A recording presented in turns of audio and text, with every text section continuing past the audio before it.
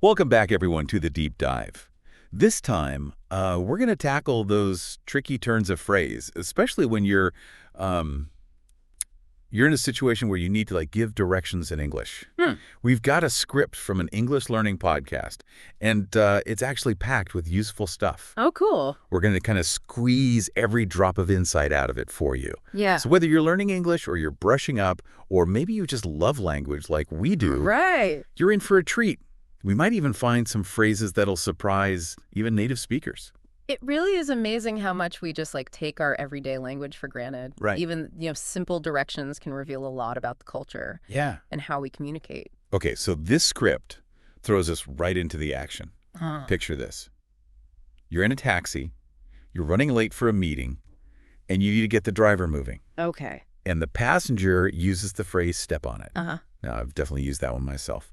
Sometimes with mixed results. Yeah. The script flags this as informal. Okay. What are your thoughts on that? Why is that? It seems so straightforward. Well, it might seem straightforward, but there's actually a lot packed into those three little words. Really? Yeah, think about the imagery, It conjures up a sense of physical force, almost aggression.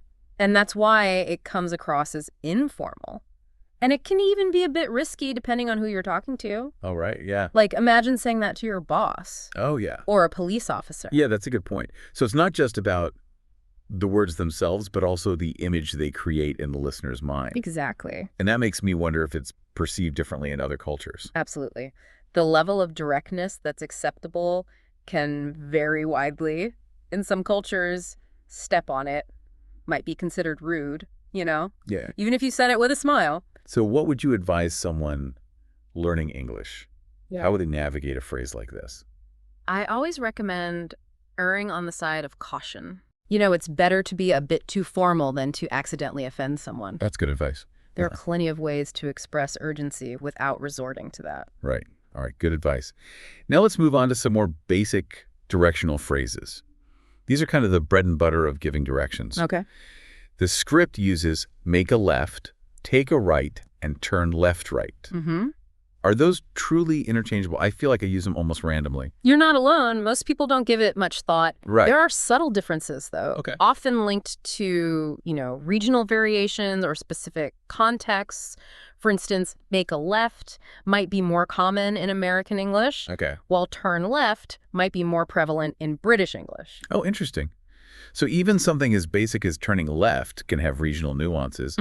What about take a right? Does that have any particular connotations? Take a right often implies choosing a specific path or route. Okay. As if you're selecting it from a set of options. It could also suggest a slightly longer or more involved turn. Ah, that makes sense. Yeah. So take a right might be more appropriate for a highway exit True. or a turn onto a side street, whereas turn right would be for a simple corner turn.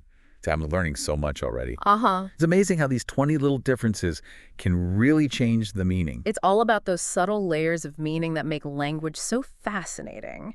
Even native speakers might not be consciously aware of these nuances, but they definitely influence how we understand and use these phrases.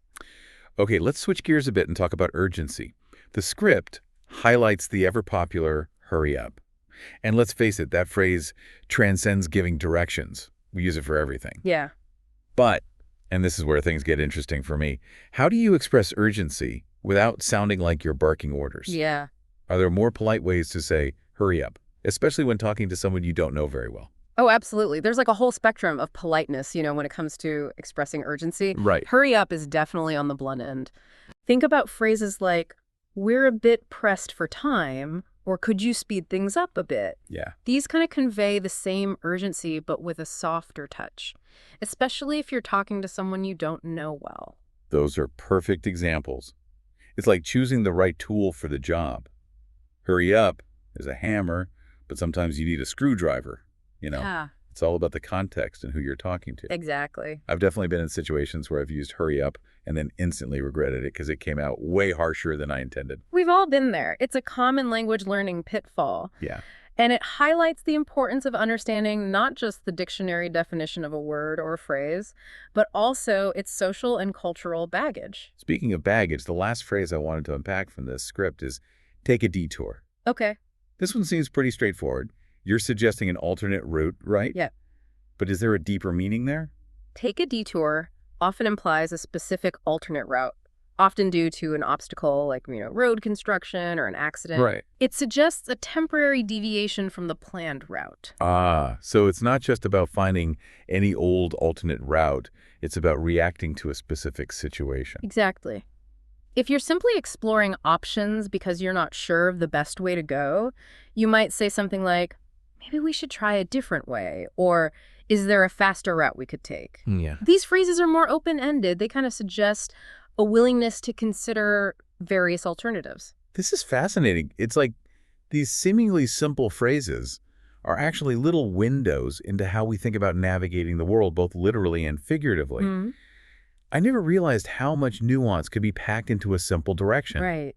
It makes you appreciate the power of language. It really does. And it makes you realize that learning a language is not just about memorizing vocabulary and grammar rules. It's about understanding the culture and the subtle ways that language reflects that culture. So to recap, we started with Step on It, which is all about that informal urgency and the importance of reading the room. Then we detoured into the surprisingly complex world of left and right turns. And finally, we navigated the nuances of expressing urgency politely, especially when time is of the essence. All of this from a simple script about giving directions. It's a testament to how much we can learn from everyday language if we just take the time to really analyze it. I feel like I could talk about this for hours. But alas, all good things must come to an end. Before we wrap up, I want to ask what stood out to you from all of this? Amazing how these everyday phrases can reveal so much. Yeah. What's fascinating to me is how even simple directional phrases, they can vary across cultures. Oh, yeah. What might be perfectly acceptable in one context, Right. could be considered rude or confusing in another. That's such a good point. It really makes you realize that language is so much more than just words. Right. It's a reflection of our values and how we interact with the world. Exactly. And it highlights the importance of being mindful and respectful of those differences, especially when communicating with people from different backgrounds. Well said. And I think that's a perfect note to end on. Big thanks to you for joining me on this deep dive. Oh, thank you for having me. I feel like we uncovered some real gems today. Yeah, me too. And to all of you listening, we hope you enjoyed this journey into the fascinating world of everyday English.